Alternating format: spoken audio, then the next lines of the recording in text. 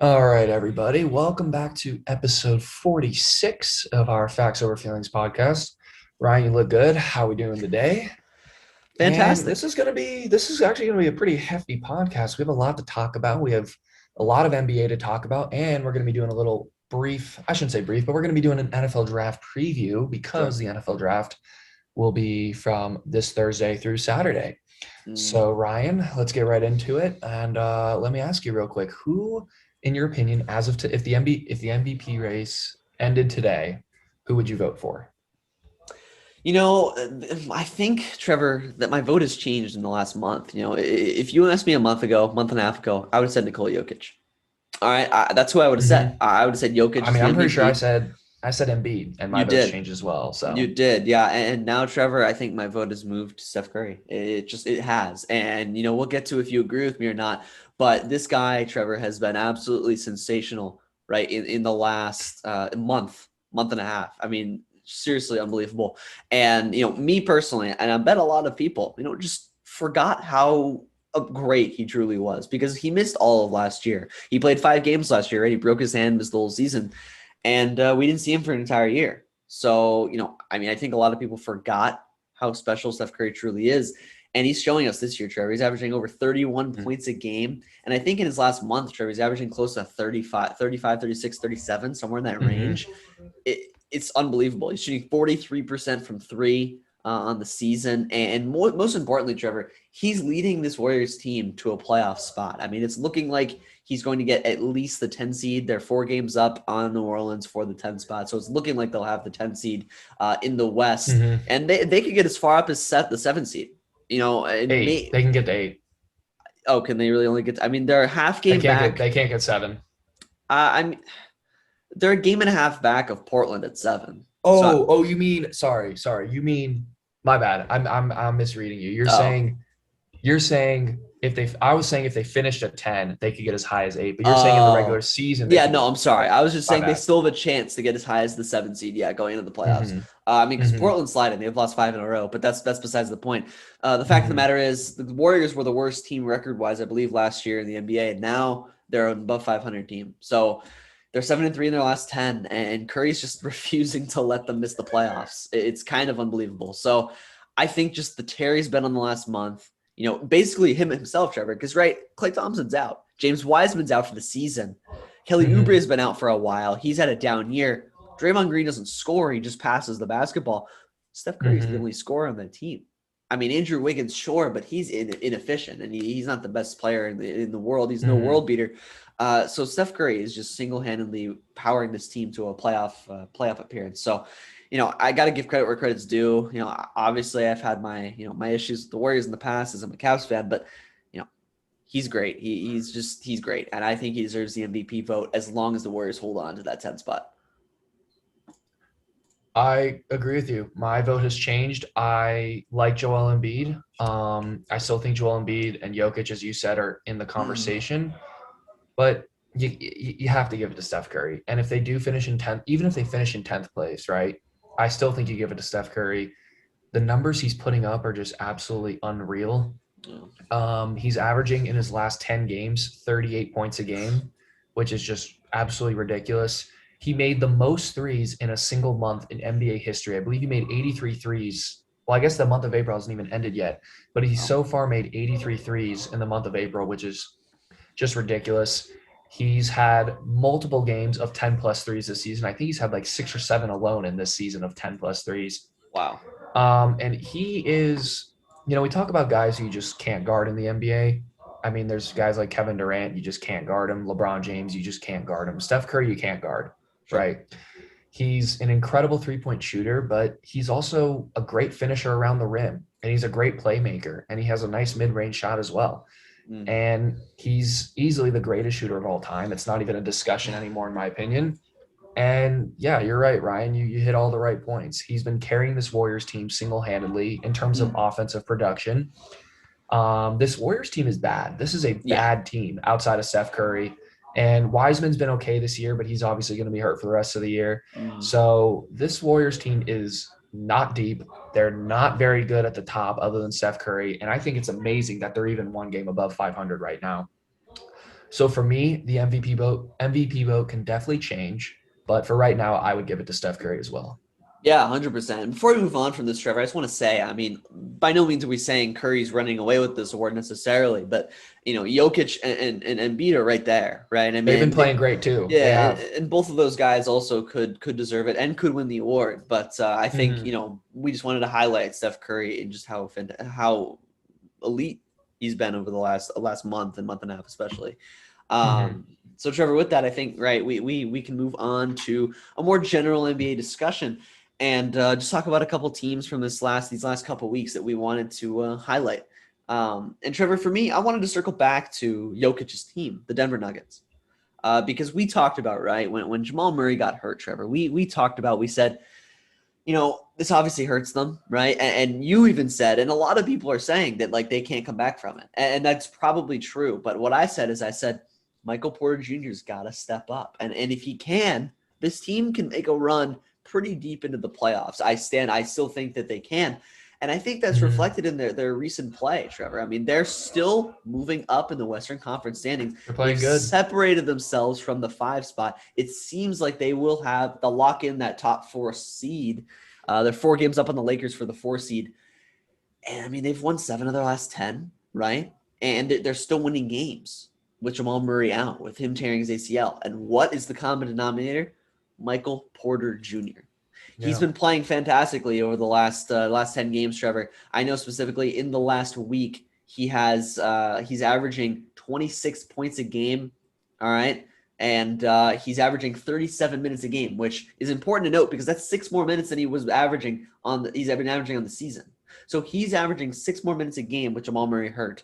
And this is exactly what they needed, right? They needed him to be able to come into the role, Mhm. of the second star, right, behind Jokic, and score efficiently. And he's been doing just that, Trevor. I mean, they've won their last 2 games. He's put up 31 and 39 points. And he's starting to rebound the ball at a high clip as well. I mean, he's averaging 8 boards a game.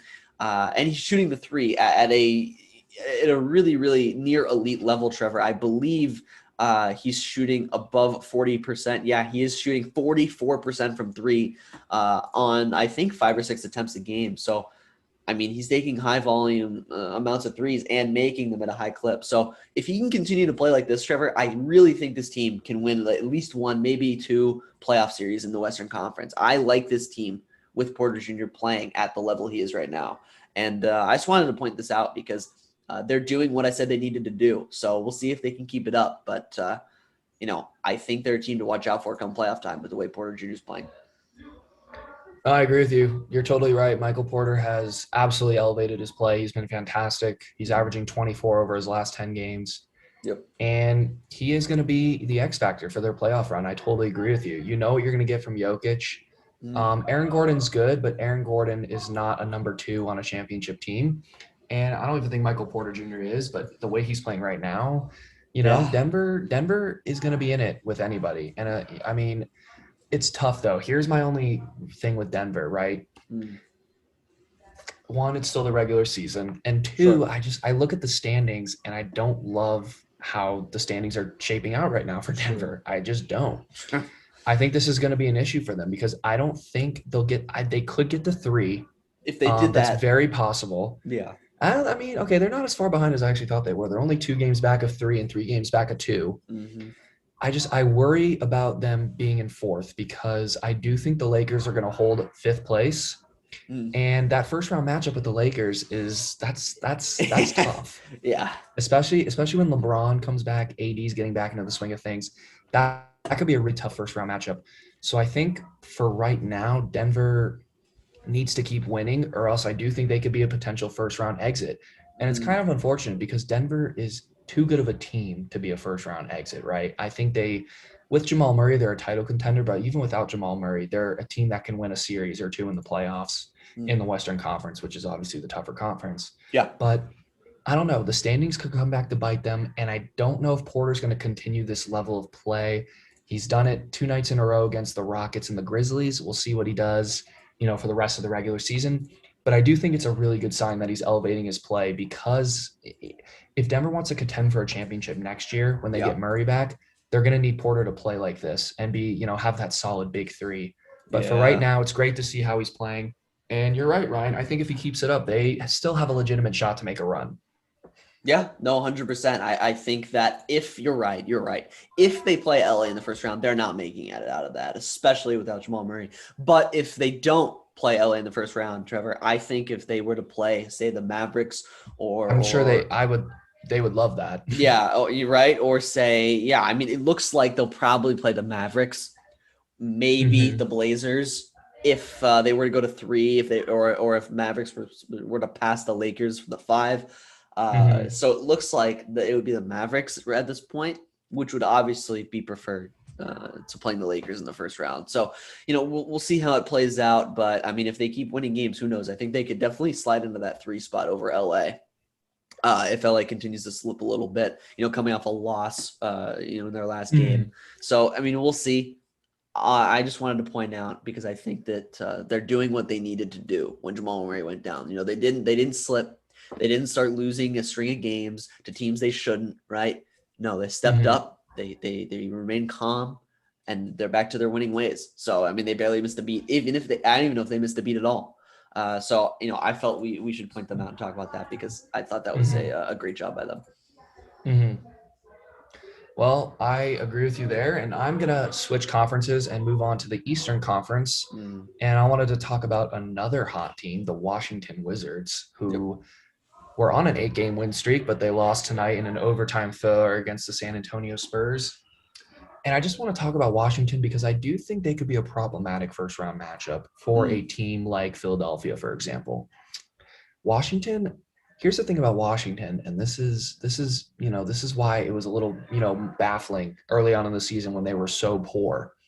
They have the firepower to keep up with anybody. I mean, they got 2 guys who can put up stats like nobody's business. They got Russell Westbrook, obviously, and Bradley Beal, who's leading the NBA in scoring. And I think he had like 45 or something again tonight against the San Antonio Spurs. Wow. So for me, I felt like this was a team that could make a run late in the season.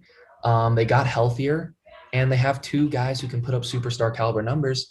And I look at a first round matchup against, per se, Philadelphia, right? If they could get to the 7 or 8 seed. I don't think they beat Brooklyn in the first round just because Brooklyn's too good. But Philadelphia, that's a scary first round matchup. I mean, Yeah. Washington would play them pretty tight, I think. I don't know if they have the defense to win a best of 7 series, but that is a series that could go 6 or 7 games just Mm. because of the firepower that Washington has on the offensive side of the floor. And they're playing good basketball. As I said, they had just won 8 straight games. They beat teams like the Utah Jazz. They beat Golden State. And then the rest of the teams they played were pretty bad. But tough loss tonight. They play the Lakers on Wednesday. So we'll see how they continue through these last 10 games of the regular season. But they're an interesting first round matchup for a couple of those teams at the top. And that's why I wanted to point them out.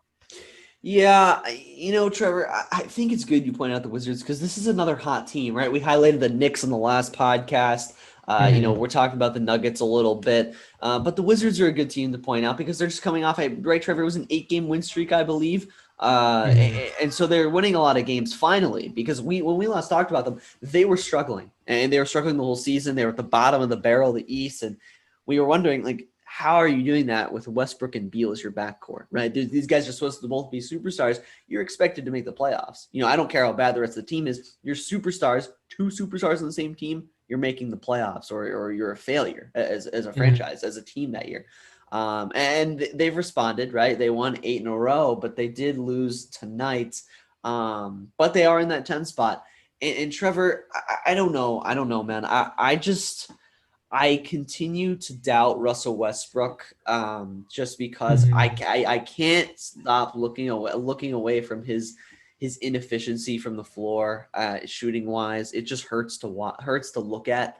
I mean, the guy is one of the most athletic players to ever play the game, but I don't know. I really, it's just hard to watch when the guy shoots 19 times a game and shoots 43% from the floor. Shoots 30% from 3. It's just tough. So I don't know how long they can sustain this winning. I mean, clearly they lost tonight, especially with Bradley Beal hurt, Trevor. I don't know how serious it is. I don't think it's very serious. It seemed to be like it wasn't a very serious injury, but he did hurt his leg against Cleveland. Who knows if that'll impact him for a couple of weeks. that could impact their chances. But I do want to point out that Toronto's right there, Trevor. And you said Toronto would take a step back. You were right. But Toronto's right there. They're a game behind the Wizards. And I really think that Toronto could slide right into that spot and play Miami first round or in that play-in, which would be a really interesting matchup. I'd be really interested to see who you think would win that between Miami and Washington, or Miami and Toronto, if Toronto were to slide in there. But Toronto's right there. So I still think Toronto's going to eke it out. I really do. This team has too much experience not to eke it out in the end. But Washington has stepped up, and credit to Bradley Beal and Westbrook in particular for stepping it up night in and night out and not giving up. So, good for them. I just don't know if they can sustain it into the home stretch. We'll see. I think the one thing that is on their side is there's not that many games left. Yeah. So, I don't know if Toronto and Washington have any head-to-head matchups, but that could be an interesting little play-in before the play-in, down the stretch of the season. And I'm glad you mentioned Toronto. I'll say something real quick. I'll pat myself on the back for getting that right, saying that they would take a step back this year. And that's all I'll say about that. So, yeah. Ryan, with that being said, we both have some players to talk about for the NFL draft, which is starting this Thursday. This is an interesting draft class because I think there's a lot of good players at a lot of different positions. The quarterbacks are getting a lot of attention, and rightfully so. There will probably be 5 quarterbacks in the first round, possibly more. So, Ryan, I will hand it to you to talk about your first potential player to team scenario. Yeah. So for me, this draft is a really, really interesting draft, right? You said it. I think this draft has a lot of great talent, especially in the high end of the first round. And I wanted to highlight some of that. So for me, look, this is a popular guy to talk about, but I felt like we had to talk about him on the podcast because I don't think we've really talked about him on the podcast, Trevor, and that's Kyle Pitts. This guy, Trevor knows off the air. I've been talking about Kyle Pitts for months. We were in a fantasy football dynasty league. I've been saying I've wanted Kyle Pitts for almost a year now, Trevor. Really ever since the college football season started back in August or September. I've been lauding this guy. I've really, really wanted him, and rightfully so. This guy, Trevor, he exploded onto the scene at Florida in 2019 and just dominated again in 2018 or 2020. I'm sorry. He had 770 yards, 12 touchdowns in 8 games last season, Trevor. 8 games, 12 touchdowns. Against SEC competition, even in a down year, Trevor, that's just unbelievable. And he's an unbelievable receiving weapon. He's an insane mismatch. He really can be a receiver. He's really a receiver in a tight end's body. He's explosive. Mm-hmm. He's fast. He's great in 50-50 balls. And he can run after the catch. He can do everything. Everything you want out of a pass catching tight end, he can do. And he's one of the best tight end prospects that we've seen in a long time, Trevor, because tight ends notoriously weak in the draft, right? Year in and year out. I think we had a good one with Fanton Hawkinson, right? A couple of years back. But it's a weaker draft, a weaker position in recent years in the NFL, right? NFL draft, and Pitts is the exception to that, right? Right. He's fast. He's just massive. Now, in regards to where I think he could go, I really like Kyle Pitts going to the Falcons. And again, he can fit almost anywhere. This guy, the only weakness he has, Trevor, is he's not the best blocker. Right, but a lot of receiving tight ends aren't elite at blocking outside of George Kittle.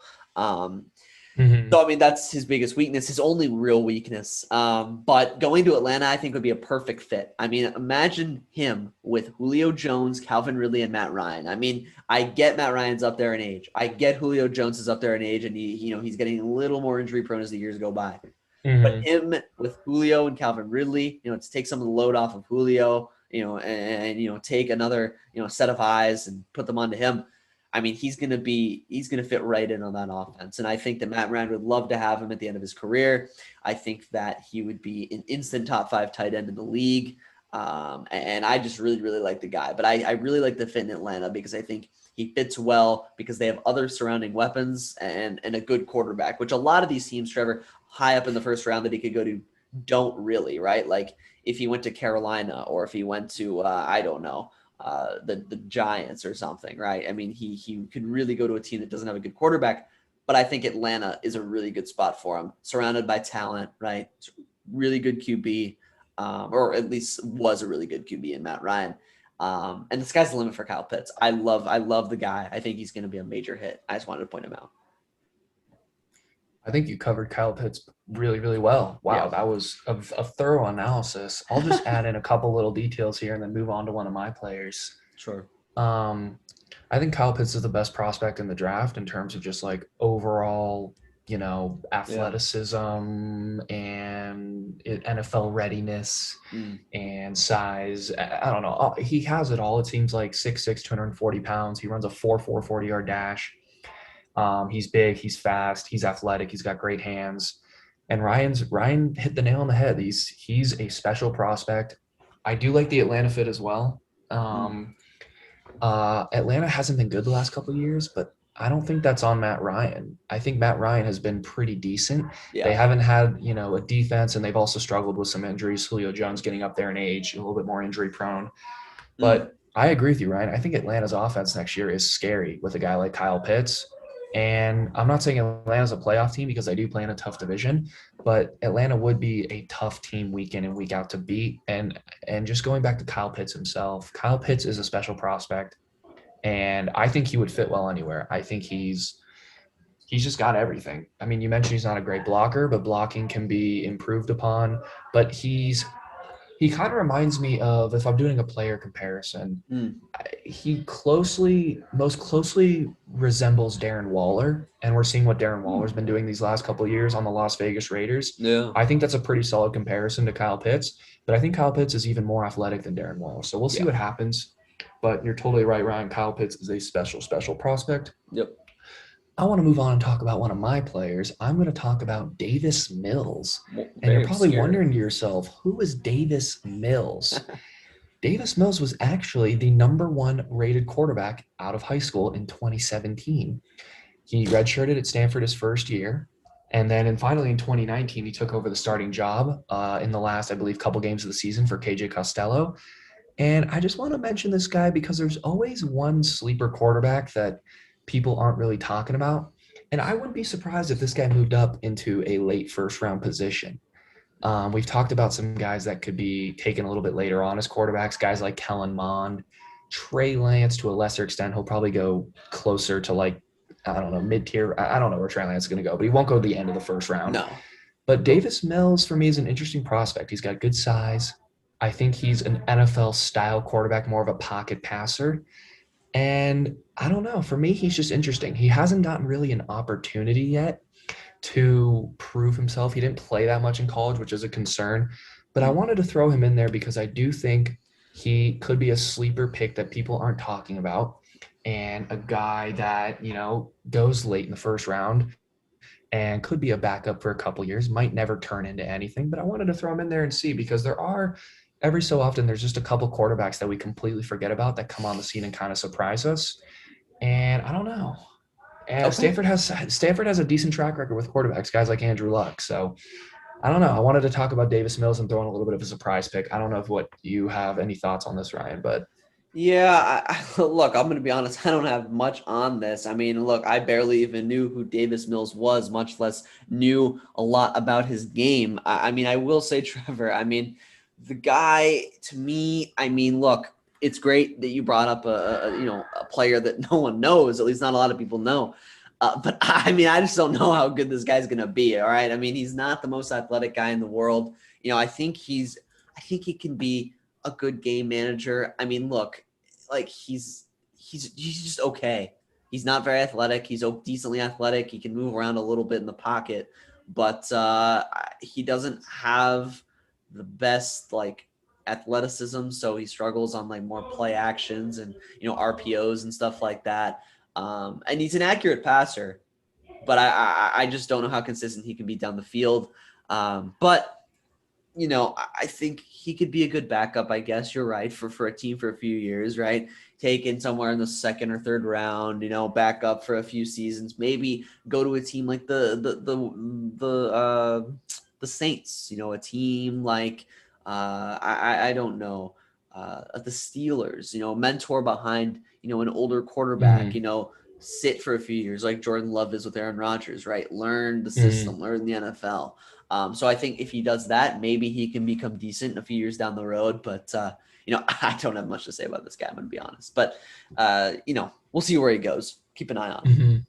Mhm. Mhm. But Trevor, with that, I was going to move on. Sorry, unless you have something else to say about him. No, go ahead, go ahead, go Yeah, ahead. yeah. I was just going to transition into a quarterback I wanted to talk about, who I think most people know about Trevor in Justin Fields. Now, Justin Fields in recent weeks, Trevor, has really come under fire from just the NFL scouting, media, I suppose, just the NFL media in general, and kind of is getting attacked and sliding down draft boards, Trevor. And I know you're confused as to why. I know you have a lot Mhm. to say on this.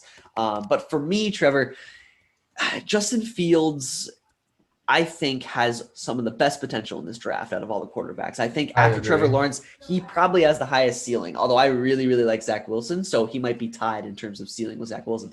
But he has a really high ceiling. I think all the athleticism is there. He can run, right? He can evade people in the pocket. He can outrun a lot of defensive players.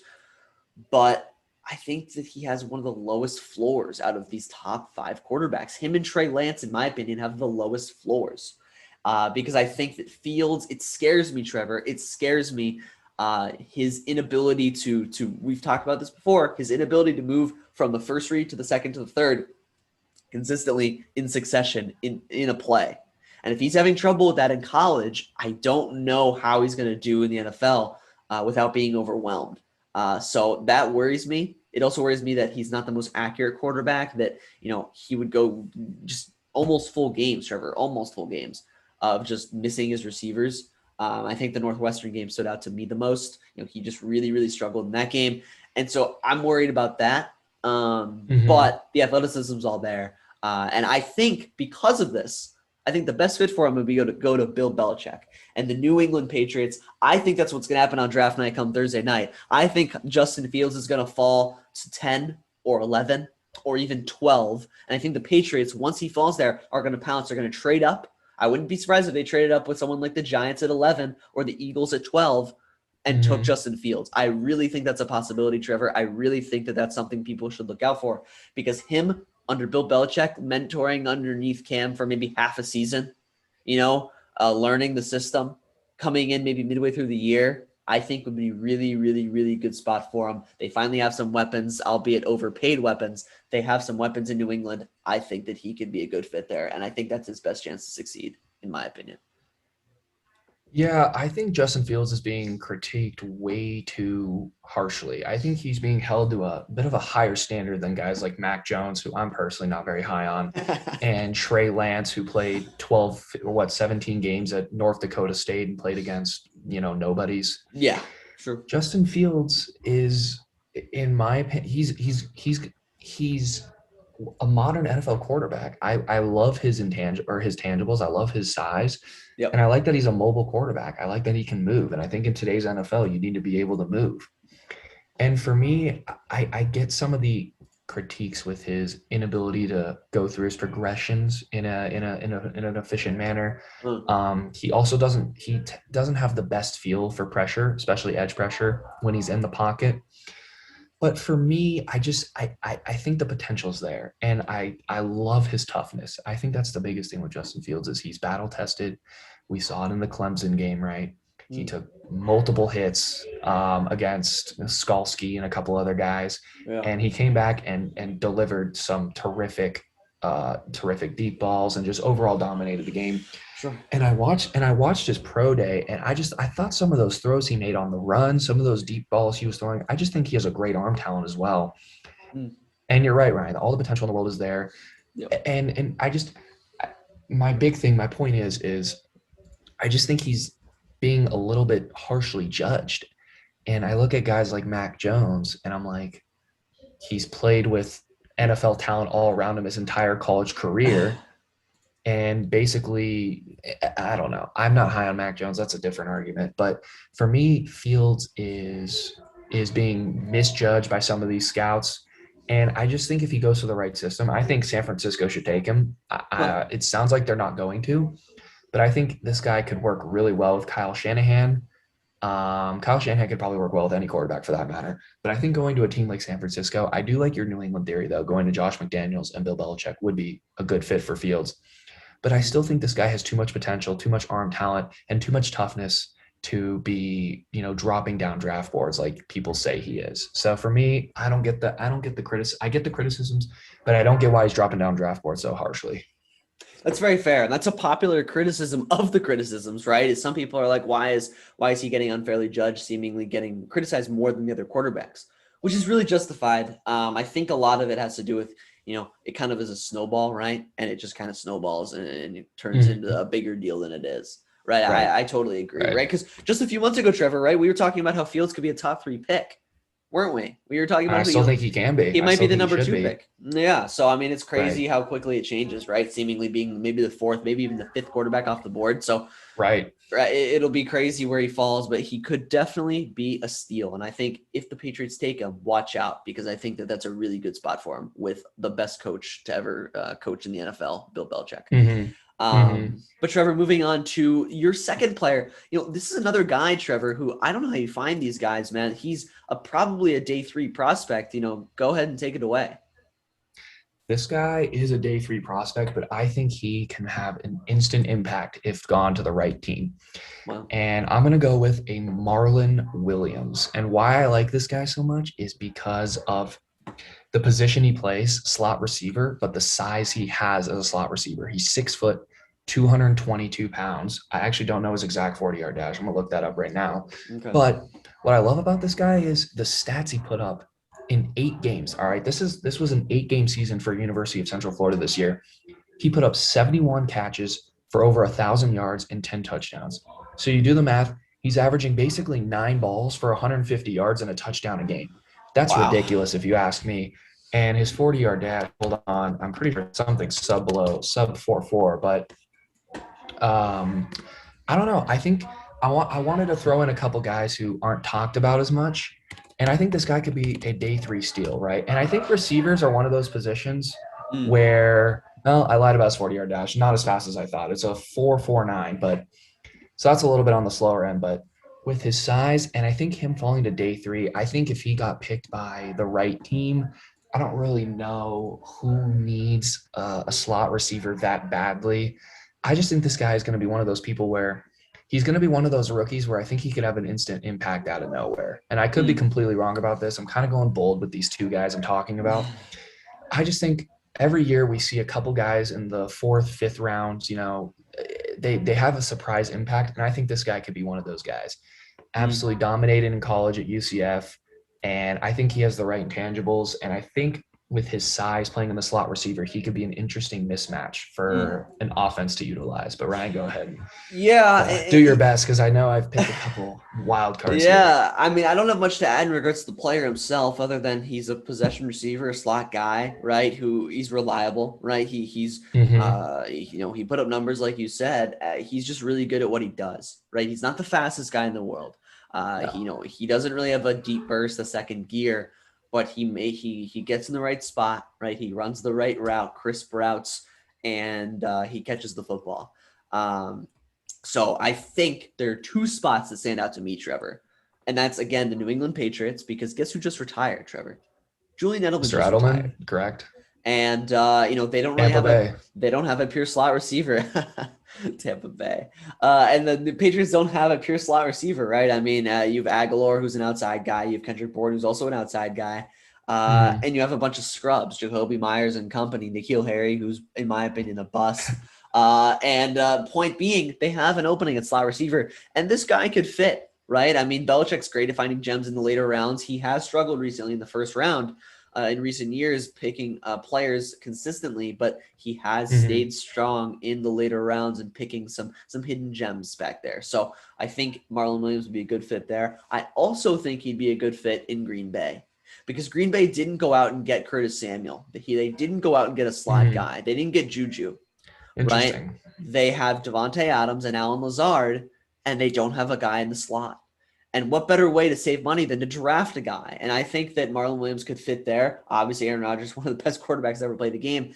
It'd be a great fit. Whether he'd start week 1 is not a question I can answer right now. but he's a slot guy. He's a reliable player. And if given opportunity, I think that he could fit in both of these spots. So that's kind of all I have to say on this guy. I don't know if you have anything else to add on him before we move on from Marlon No, Williams. you covered him pretty good. And real quick, I really Yeah. like that Green Bay idea. I think that's an interesting fit. Mm. And well, Green Bay seems to not like receivers in the draft, so I don't have high hopes for them taking him, but we'll see. And Ryan, I wanted to conclude the podcast with a weekly discussion on this show. And do you want to say something? Sorry, go ahead. I do. Just because I did have one more player. Oh, you had one more player. You had one more player. Yeah, wow. I just have one more player. Go ahead. But I'm looking forward to this discussion. Go ahead. Sorry. I did want to talk about a guy because you talked about some guys going the later rounds. This guy's going to go earlier than yours, but he's definitely not talked about as much as my other guys, and that's Kellen Mond. And, we've talked about this, Trevor, off the podcast a little bit, and he's seen my discussions on Kellen Mond. But I think this guy can be really special in the NFL. I do and too. You know who he reminds me of? He reminds me of Dak Prescott. And people are going to He say, oh, they're in the same color jersey, right? I mean, Mississippi State, Texas A&M, it works, SEC. Though. But it really does work. I mean, he's 6'2", 205 pounds. Dak Prescott's 6'2". He's around 205, 210 pounds. And they have a lot of similar qualities. Kellen Mond is very athletic. He has a strong arm. He can throw the ball with velocity. He can throw it hard. He throws fastballs. He can run also. That's one of the most important things. He's very athletic. He can scramble in the pocket. And not only can he scramble in the pocket, but he can run outside of the pocket and run for yards when he's scrambling. So he can pick up yards on the ground. He can throw some fires, throw some heat with that football. And he has good ball security, and he doesn't really throw picks. He doesn't really turn the ball over very much. And he's played in college at the SEC level for a long time, Trevor. He's a 3-year starter at A&M. He was with them through thick and thin. He has experience. He's not like he's not a guy who was like a 1-year wonder like Mac Jones, right? Mac Jones came onto the scene, played one full season, and all of a sudden he's a top 5 pick. No, Kellen Mond is a guy who has been playing at the starter level for 3 seasons now. So the guy has a lot of upside, in my opinion. I love his athleticism. I love how he's 6'2". He's not a small guy. And he can throw the ball with some heat. Now, I will say his biggest weakness is his accuracy. He, at times, has an inability. He struggles to throw the ball with accuracy down the field. But Trevor, I think that's the one thing as a quarterback that you can teach. I think with a quarterback position, there's a lot of things you can't teach. You can't teach a guy to scramble. You can't teach a guy athleticism at the quarterback position. And I don't think you can teach velocity, arm strength. You can try to improve the arm, but how much can you improve it? At the NFL level, not that much. You don't really see guys like Drew Brees didn't all of a sudden become a world beater with his arm as years went by. He always had a weaker arm. Point being, he has the intangibles. Can he become more accurate? I think that's the only question. I really like this guy. I'd love to see him in New Orleans, in Washington behind Fitzpatrick for a year, somewhere like that where he can develop for a little bit. And I think he could become a really, really good quarterback. I think he'll be a top 5, maybe top 4 quarterback in this draft class when we look back. I'll go as far as say he could be the 2nd or 3rd best quarterback in this draft class. And Ryan, I'm going to go a little bit bold here. Wow. You talked about what he's good at and what he's not good at. Sure. And I think back to another guy who's had similar strengths and weaknesses, right? His strengths are great arm strength. Yeah. He's mobile. He can scramble and make plays on the run, right? He's a guy that can kind of ad-lib plays. Yep. And you think about his weaknesses, right? A little bit inconsistent accuracy-wise. Footwork needs some work. He's not the most mechanical passer ever. And I think about a guy named Patrick Mahomes. I knew he was gonna say it. Now listen. I'm not going to say that Kellen Mond is Patrick Mahomes, but maybe with a little faith, trust, and some pixie dust, he could end up like that. But regardless, I think the guy has a lot of the same skill set. And I think with the right coach and the right system and the right development, right? Patrick Mahomes did not play at all his rookie season except for one meaningless game in week 17.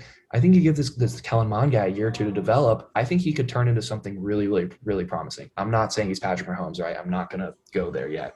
Sure. But I do think he has the capability to become a really good starter in this league. And I think he has a lot of things that a modern day quarterback needs. He needs to be mobile. He has a strong arm. And he has a lot of starting experience, which I think is an underrated thing.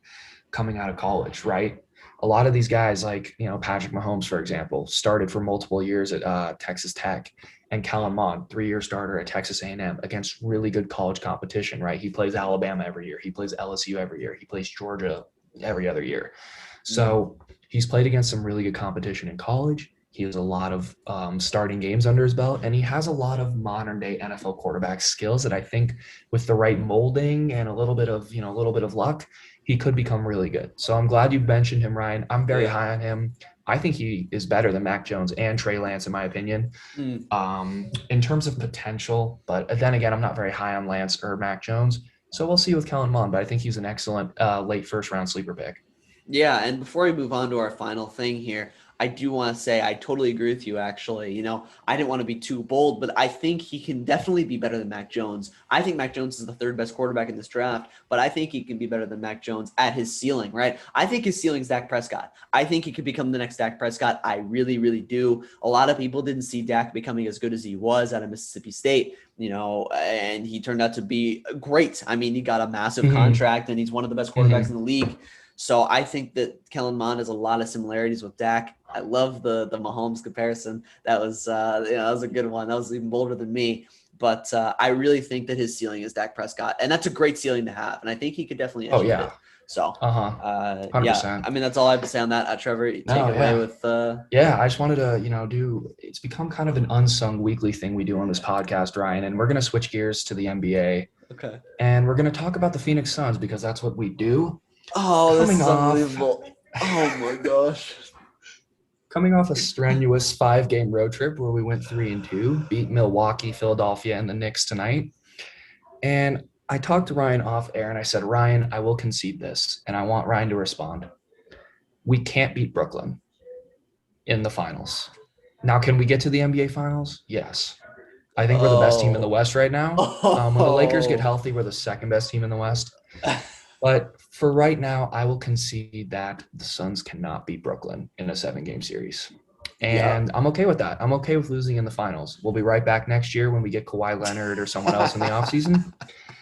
But yeah, Ryan, I want your final thoughts on this before we conclude this podcast. Oh man, Trevor, am I glad you brought this up. The Phoenix Suns, my goodness, folks. Let me tell you here. Oh, and Marlon Williams for Coach of the Year. It's in the back. Trevor is talking all this smack about the Phoenix Suns being the best team in the West, or the second best team in the West, when Trevor, in reality, just a day or two ago, was talking to me off the air, telling me how they stood no chance, how their season was pointless. I said against Brooklyn. Against Brooklyn. There was no chance they could beat the Brooklyn Nets. You said there was no chance they could beat the Brooklyn Nets. That's what I'm saying. That's true. Okay. And let me tell you this, Trevor. If you don't have faith with your team against every team in the NBA, your team is not a championship team. Your team will not make the NBA Finals, okay? I think everyone needs to know here a healthy Laker team will beat the Phoenix Suns in maximum 6 games. LeBron and AD aren't messing around. They will not let DeAndre Ayton bully them in the paint. You think Anthony Davis is going to let DeAndre Ayton's slander will not be tolerated. He's been great lately. Davis is going to let that clown show him up in the paint in playoff time? No, sir, he will not. Chris Paul, look, him and LeBron are buddies. Okay, we both know, Trevor. We both know. That's facts. They're very good friends. We both know he's no LeBron James. Okay, we both know LeBron is. He's more clutch. You're right. Okay, we both know LeBron James is the best player to ever play basketball, and he won't lose to Devin Booker and Chris Paul. Oh man, it makes me laugh just thinking about it. I stand by my prediction that the Phoenix Suns will not win more than 1 playoff series this year, and they might go further next year. But this year, Trevor, they will win a maximum of 1 playoff series. Things are looking bad. Things are looking bad for the Phoenix Suns, Trevor. They look like they are going to be playing the Portland Trailblazers round 1, which is a nightmare scenario.